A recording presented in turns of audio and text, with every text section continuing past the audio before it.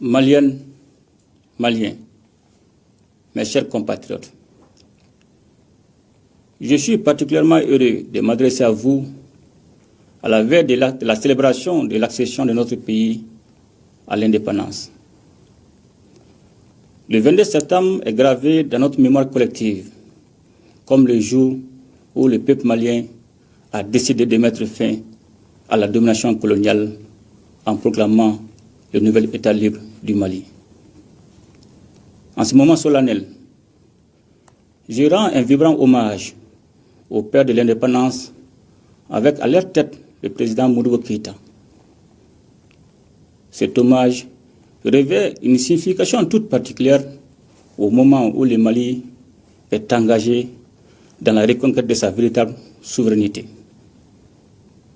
Nous devons suivre résolument la voie tracée il y a 64 ans. Je m'incline également devant la mémoire de celles et ceux qui ont consenti le sacrifice ultime pour la patrie, qui leur sera éternellement reconnaissant. Maliennes, Maliens, mes chers compatriotes, la commémoration de notre indépendance est une occasion précieuse de se rappeler les efforts constants de notre peuple en vue de l'édification d'un État fort et d'une nation prospère. Sur mes instructions, le gouvernement a, pour sa part, poursuivi les actions pour la satisfaction des besoins de nos populations dans plusieurs domaines. Maliennes, Maliens, mes chers compatriotes, la question sécuritaire demeure la préoccupation prioritaire du peuple malien.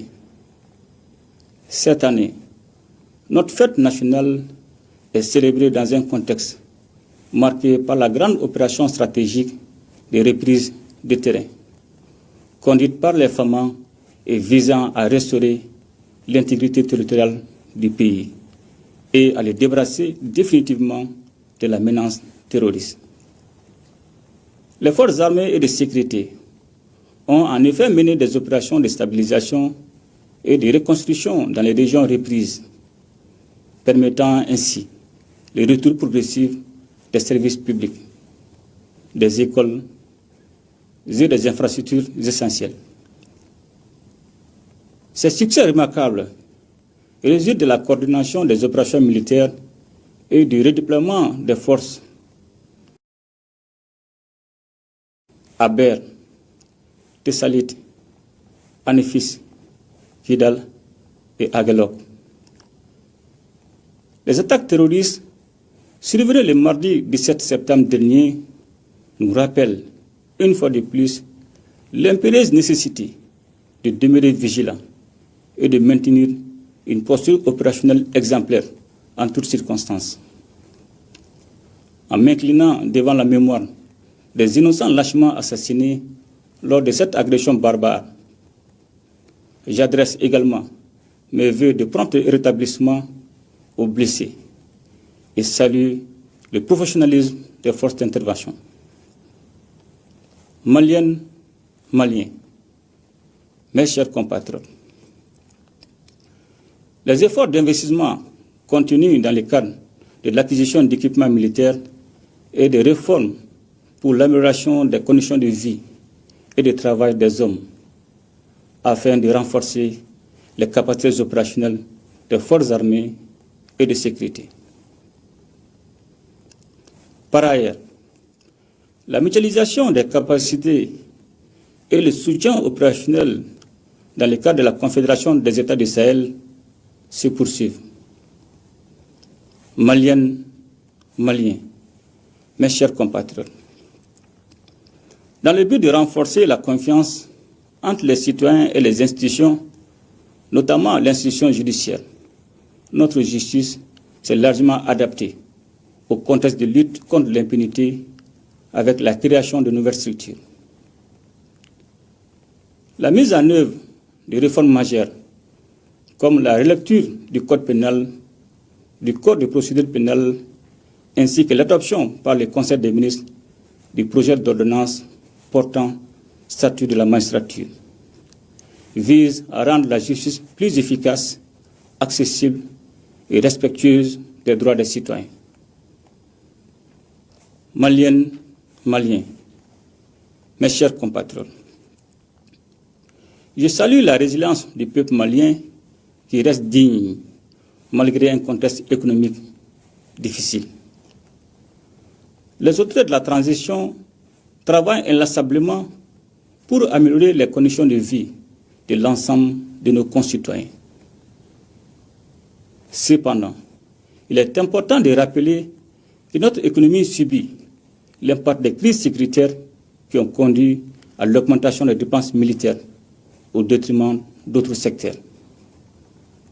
Malgré ces défis, notre pays a maintenu une gestion efficiente des finances publiques, maîtrisant l'inflation en dessous de la norme communautaire de 3%. Au 31 juillet 2024, le recouvrement effectué par les structures de recettes se sont établis à 1 291 milliards de francs CFA. Dans le même temps, le Trésor a mobilisé sur le marché financier régional un montant total de 479 milliards de francs CFA afin de financer le déficit du budget d'État, malgré un contexte caractérisé par une augmentation des coûts de financement et une tension de liquidité dans l'UEMOA. Toutes choses qui témoignent de la confiance des investisseurs en la signature du Mali. Les ressources transférées aux collectivités territoriales s'élèvent à 440 milliards de francs CFA en 2024 contre environ 412 milliards de francs CFA en 2023, soit une hausse de 6,82%.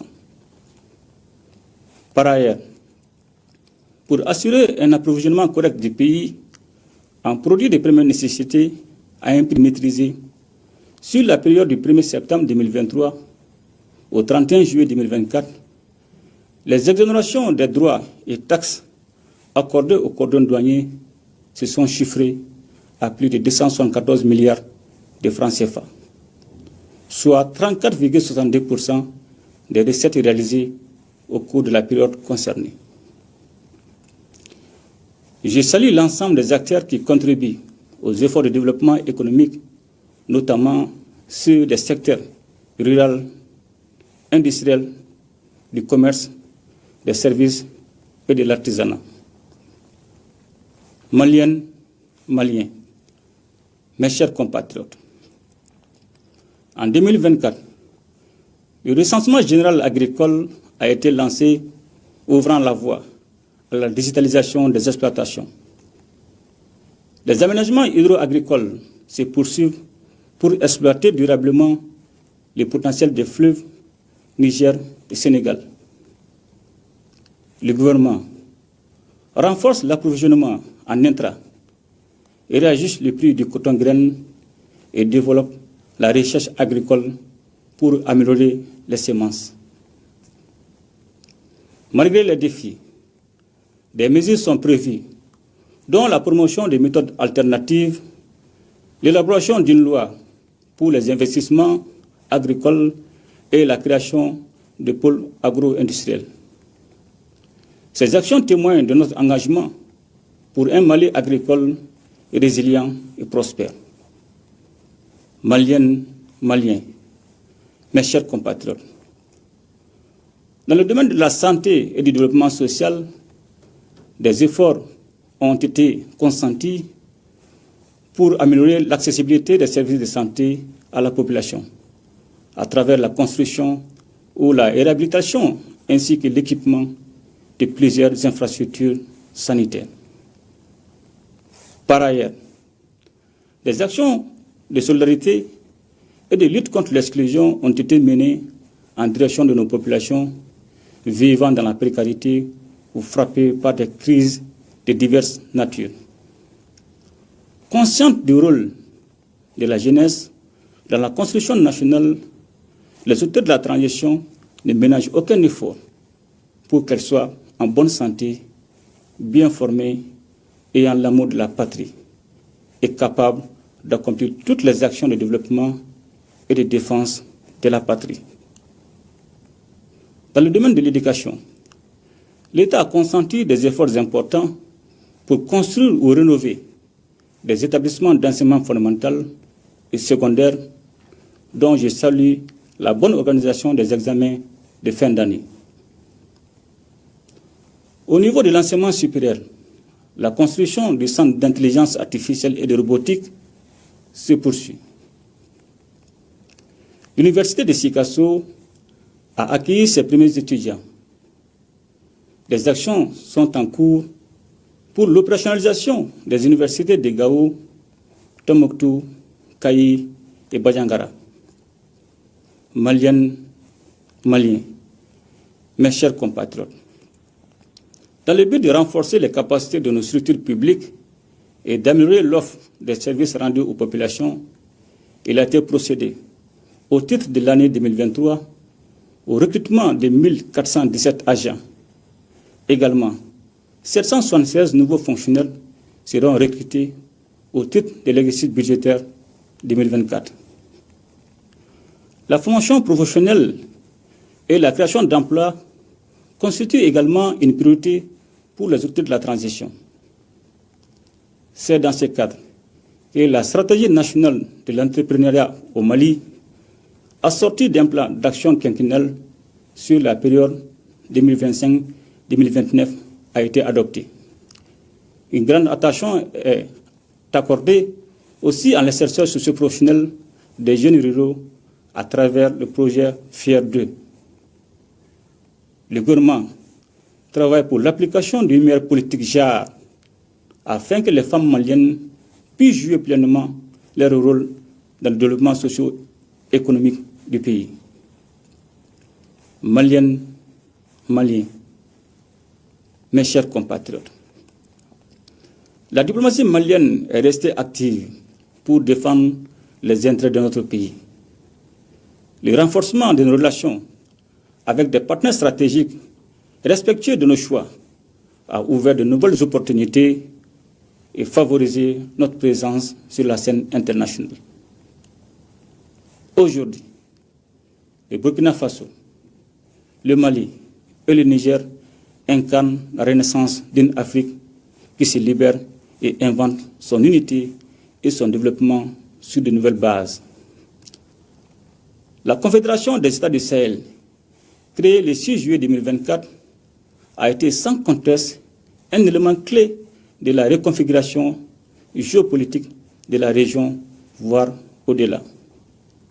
Comme vous le savez, j'ai été honoré par leurs excellences, les présidents Ibrahim Traoré du Burkina Faso et Abdourahmane Tchani du Niger, pour assurer la présidence inaugurale de la Confédération. Cette marque d'estime et de confiance nous engage à renforcer nos efforts en vue de l'atteinte de nos nobles idéaux panafricains de la Confédération. Maliennes, Maliens, mes chers compatriotes, les populations maliennes ont fait face ces dernières semaines à des inondations qui ont touché plusieurs localités du pays, causant des pertes en vies humaines et des dégâts matériels importants. Face aux inondations, les autorités de la transition ont décrété l'état de catastrophe nationale et mis en action le centre de coordination et de gestion des crises et catastrophes. Des mesures sont prises pour une meilleure gestion des conséquences de ces sinistres afin de soulager les populations éprouvées. Je salue à cet égard la solidarité nationale qui a été exprimée à leur endroit. Et notre souci majeur de nos populations demeure la question énergétique. Pour y faire face, plusieurs projets de construction de centrales solaires ont été lancés dans le cadre du mix énergétique en vue d'améliorer la fourniture de l'électricité. Maliennes, Maliens, mes chers compatriotes, pour les autorités de la transition, la question de la souveraineté est indissociable de celle de l'unité nationale. Le dialogue intermalien a démontré la volonté de notre peuple à résoudre ces problèmes de manière autonome. La Charte nationale pour la paix et la réconciliation consolidera assurément les fondements de notre vivre ensemble. Aussi, la biennale artistique et culturelle qui a été institutionnalisée et constitue un véritable facteur de brassage des jeunes et de consolidation de l'unité nationale. Au-delà, elle est également conçue comme un véritable projet de développement régional. Maliennes, Maliens, mes chers compatriotes, c'est dans l'union sacrée des Maliennes et des Maliens que nous atteindrons nos objectifs de développement. Ensemble, nous devons œuvrer pour que les prochaines élections soient une véritable réussite afin de permettre à notre pays de continuer sereinement et souverainement sur la voie du renouveau. Pour terminer, je souhaite un joyeux 64e anniversaire à toutes les Maliennes et à tous les Maliens dans la paix et dans la concorde.